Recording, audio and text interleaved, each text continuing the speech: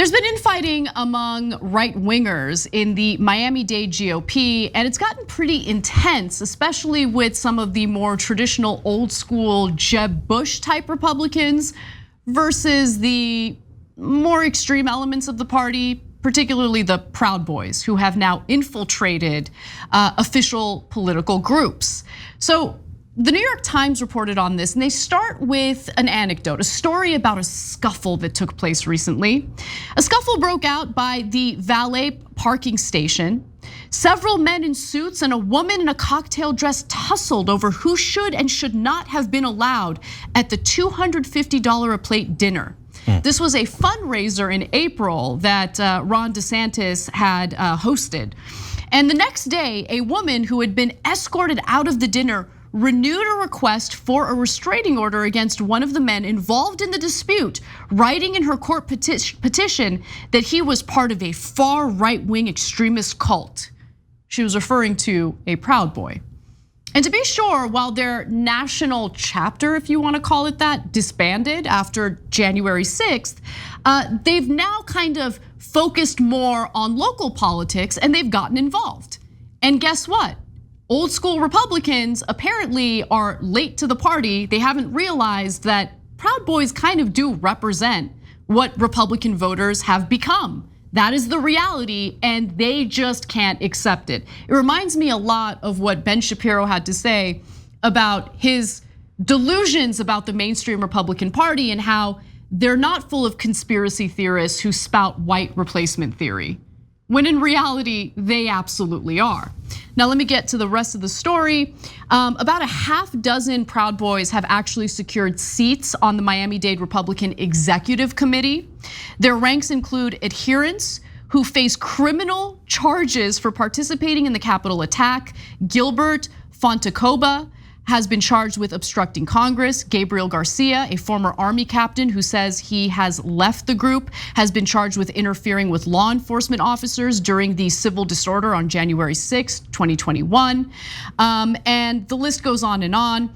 The concerted effort by the Proud Boys to join the leadership of the party and in some cases run for local office has destabilized and dramatically reshaped the Miami-Dade Republican Party that former Governor Jeb Bush and others built into a powerhouse nearly 4 decades ago, transforming it from an archetype of the strait-laced establishment to an organization roiled by internal conflict as it wrestles with forces pulling it to the hard right.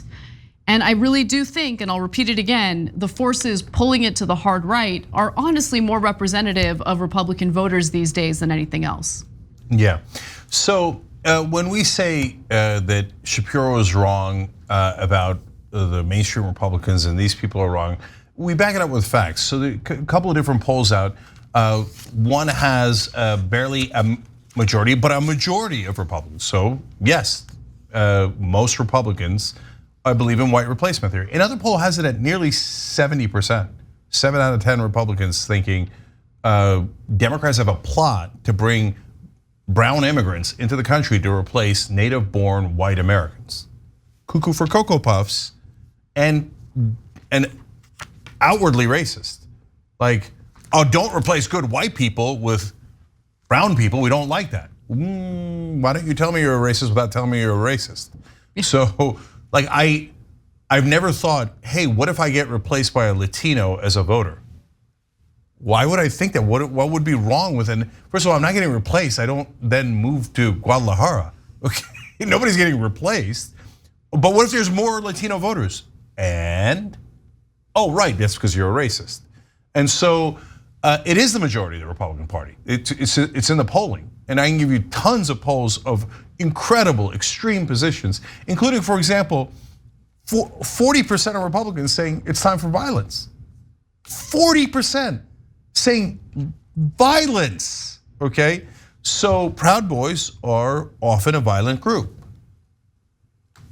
This is a small fringe part of the Republican Party. We're gonna get a handle on it in Miami. We're gonna kick them out. You're delusional. Yeah. You're an old Republican that basically was probably almost everybody there is probably a corporate Republican on that side of the GOP, right? And they're like, well, we're gonna do things the old ways, right? Just good corruption and get everything to the rich. And the Proud Boys are like, hey, you know what? Okay, I get it. We love the rich too. Here, take my money, give it to them. I don't care, I'm an idiot, right? But we like to add violence and racism on top.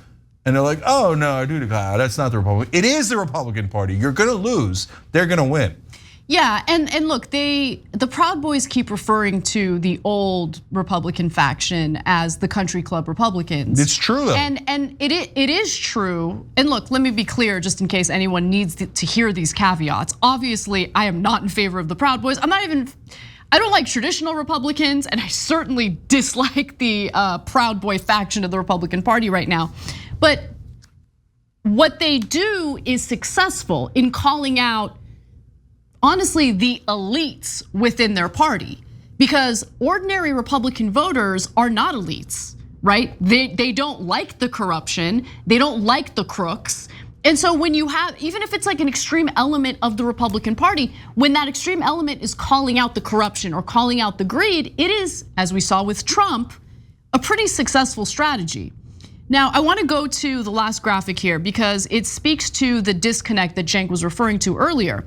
Last month, a faction led by the Young Republicans tried to oust some veteran party leaders, including Liliana Ross, who has been with the party for more than 40 years. The meetings, she says, are a bunch of fights, people screaming, said Miss Ross, 79 years old. The nice people, the decent people, the people that are real Republicans are leaving. And I want to talk a little bit about what the next step is, because we've already gotten a little taste of that. Because some might think like, oh, the infighting in the Republican Party is funny, right? It's amusing, and it is, I'll admit that. But the disaffected traditional Republicans then do what? You think that they just like continue voting for Republicans? Or no, they end up moving over to the Democratic Party that is looking more and more like the powerhouse that Jeb Bush created back in the day. And so when you look at our political landscape, you don't see anything that even remotely resembles the left at this point. You know, you have some progressives sprinkled in Congress, sure, mostly powerless, oftentimes cowardly, and refuse to fight against the mainstream Democratic Party, which infuriates me. But putting them aside for a second, mainstream Democratic Party looks like the Republican Party under George W. Bush. So I have some expertise there, unfortunately. I used to be a Republican. So back in the 1980s and 90s, when I was a Republican, I can tell you with great certainty that Republican Party, yes, it had awful elements, racist elements. They were doing the Southern strategy, Strom Thurmond, etc., right? But on economic issues and many other issues, was to the left of the current Democratic Party. That's right. The Democratic Party today is far more conservative economically than Republicans were in the 80s and 90s. So the entire political spectrum has moved massively to the right. So there's and by the way, let me correct myself. I said 52% earlier, I just looked it up. So the most common poll that people refer to has 47% of Republicans saying that they're in favor of, they believe the white replacement theory. So right around half. Other polls, like I said, have it near 70%. So, and then it's funny that they're called country club Republicans because do you remember the original founder of Proud Boys was Gavin McInnes? And Gavin McInnes left the Proud Boys because they kicked him out of his country club where he lived because he was the founder of the Proud Boys and they were doing violence. So McInnes disowned his own group to get back into the country club, literally, okay? So that's hilarious that circles come, or that's come full circle. But now back to, there's this interesting silver lining here. I mean, look, to the credit of the right wing, they're trying to take over their party in a populist way from corporate goons, right? The problem is they're even bigger goons. They are, they are. Because it might not be in the same pro-corporate way, but it's what they believe is terrible in many other ways, right? Like these are hard right wingers, many of whom spout the same garbage you hear from like Nick Fuentes types who want a white ethno state. Like it's terrifying. It's not a good thing. No, for sure. But look, on the Democratic side, they're told not to masturbate. The Proud Boys? Yeah, the Proud Boys. Like they take an oath to not masturbate. I know that sounds like a really weird thing for me to bring up, but I'm bringing it up for a good reason. They're like full of like pent up rage. And like, of course. It's not a good thing. It's bad. Look, if you want Please people masturbate. to do, that's hilarious. If you want people to do violence, the first rule you'd pass is don't masturbate. 100%. Okay. 100%. So and that's exactly what we're getting. So it's taken a super unhealthy direction, the right-wing populism.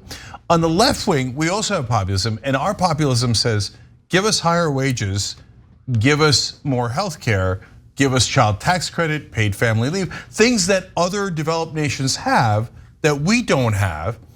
And our Democratic Party leadership treats us like we're the Proud Boys. Like we're like some goons who are like, oh, look at these barbarians wanting universal health care like all other developed nations. And then we don't get into physical fights, we get into shouting matches sometimes. And look, by the way, when we win, it makes a giant difference. Left wing took over the party in Oregon and they kicked out Kurt Schrader, awful corporate incumbent Democrat, right?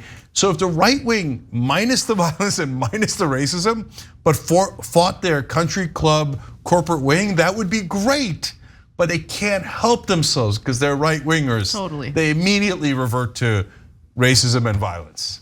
And so that's why you have the mess here where there are no winners. You shouldn't be rooting for either side of that fight down in Miami.